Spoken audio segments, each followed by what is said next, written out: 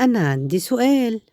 سؤالي هو كل سهل بالنسبة لي هيبقى سهل بالنسبة لك؟ يعني أنت عملت شوية رز طلعوا لوز اللوز عجب العجب وسهلين جدا بالنسبة لك وكل حاجة وكل مرة بتعمله طلع حلو يا سيدي، مش هقولك وحش. على إن كل مرة إحنا بنعمل فيها أكلة كستات عامة ما بتطلعش زي الأول، أو بتطلع الأول حلوة وبعد كده وحشة. مفيش حاجة بتطلع زي كل مرة إحنا بنعملها.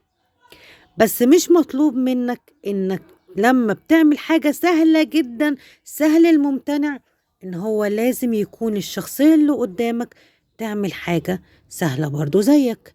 لا وبتستخف قوي، لا لا لا، ده انت حط شوية زيت وقال لي بيض هيطلع عجب اللوز. مش كده.